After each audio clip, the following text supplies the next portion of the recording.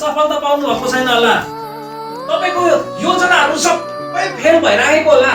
तपाईले सोच्नुहुन्छ म यो गर्छु त्यो पनि भइरहेको छैन, तपाई यो गर्छु त्यो पनि भएको छैन। तपाईले गर्दा गर्दा तपाई जीवनमा थाक्नु भएको छ।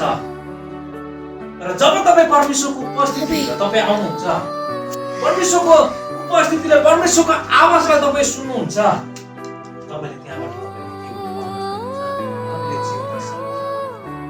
तपाईँ आज तपाईको आफ्नो उठ्नुपर्ने ठाउँहरू तपाईले खोज्नुहोस्। तपाईँ कहाँनिर बस्नु भएको छ, कहाँनिर चाहिँ तपाईँ सुत्नु भएको छ, तपाईको आत्मिक क्षेत्रतिर तपाईले हेर्नुहोस्। तपाईले आफैभित्र खोज्नुहोस्, तपाईँ आफूभित्र तपाईले खोज्नुहोस्। म कहाँनिर चाहिँ म चाहिँ सुतिराखेको छु, कहाँनिर चाहिँ म निदाएको छु, त्यो कुराहरूमा तपाईले झकझकाउन थाल्नुहोस्। तपाईँ प्रार्थनामा उठ्नुहोस्, तपाईको बाइबल अध्ययनमा उठ्नुहोस्, तपाईको परमेश्वरसँगको व्यक्तिगत जीवनमा तपाईँ उठ्नुहोस्। परमेश्वरले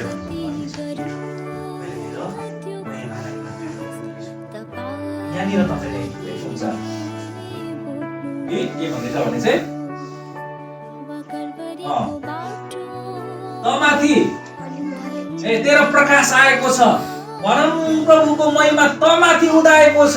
जब तपाईँ उठ्नुहुन्छ, तपाईको जीवनमा नि परमेश्वरले तपाईको महिमालाई फर्काउनु हुनेछ। तपाईको जीवनमा जति धेरै तपाईँ सुत्नुहुन्छ अथवा तपाईँ कुन ठाउँमा चाहिँ तपाईँ गिर्नु भएको छ, तपाईँ कुन ठाउँमा तपाईको आत्मिक क्षेत्रमा तपाईँ निदाउनु भएको छ, अनि परमप्रभुको वचनले भन्छ उठ, प्रकाशमान हो। प्रकाशमान भनेको के हो?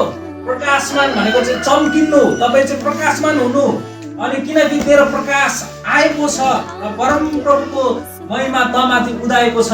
हेर, अन्ध्यारोले पृथ्वी र घोर अन्ध्यारोले मानिसलाई ढाकेको छ, तर परमप्रभु चाहिँ तमाथि चम्कनु हुनेछ। आमेन।